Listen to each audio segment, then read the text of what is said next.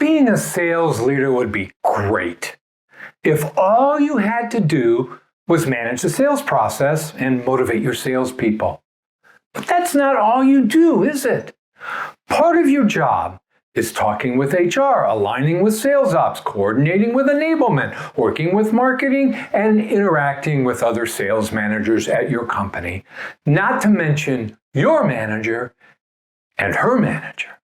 How in the world are you going to do all that? Hello, I'm Bill Zipp, and I help sales leaders achieve double-digit growth with a people-first approach to sales performance.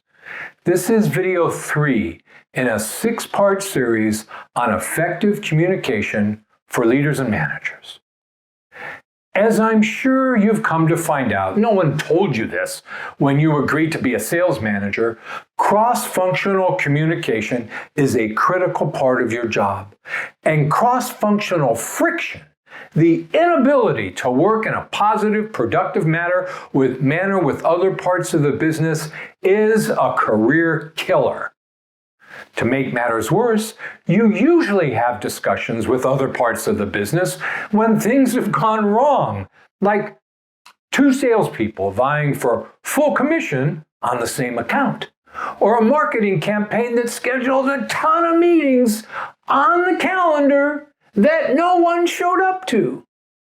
So here's a helpful acronym to guide your conversations. It's the word TALK, T-A-L-K. T, trust the best in others. Like mastering digital communication, the topic of the next video in this series, the starting place for effective cross-functional communication is assuming positive intent. Or in keeping with the TALK acronym, trusting the best in others. Anytime you enter into a discussion with a colleague, difficult or otherwise, do so with a blank slate, granting them the benefit of the doubt. No, I'm not naive enough to believe that colleagues never have ulterior motives, but most don't. Most are trying, just like you, to do good work in challenging circumstances. Begin here by believing the best in them until proven otherwise. A, ask neutral questions. The trust you're granting cross-functional colleagues is now expressed in questions that ask for information instead of questions with implied accusation.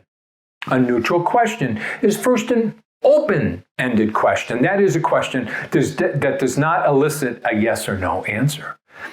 Note the difference between "do you like soup" and "what kind of soup do you like?"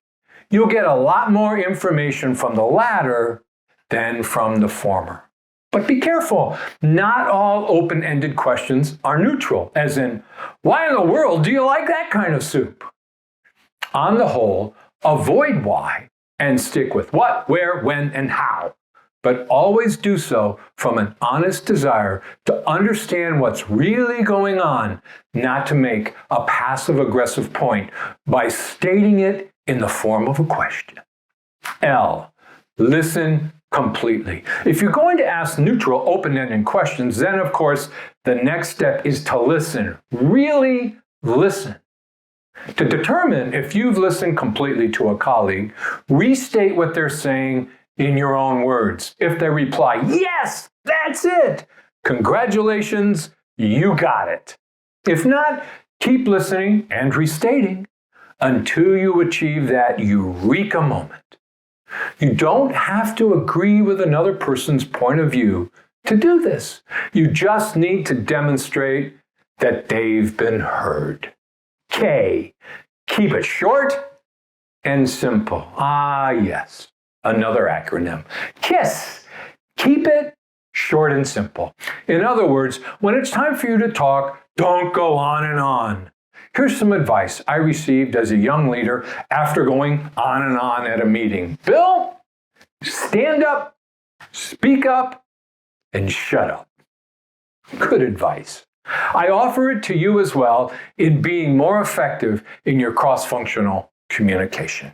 In my next video on effective communication for leaders, we'll explore how to communicate effectively through the digital platforms we're all on right now. Please subscribe to this channel so you don't miss a single session, or better yet, schedule an appointment with me to discuss your specific sales challenges, because every salesperson deserves a great sales manager. Thanks for watching.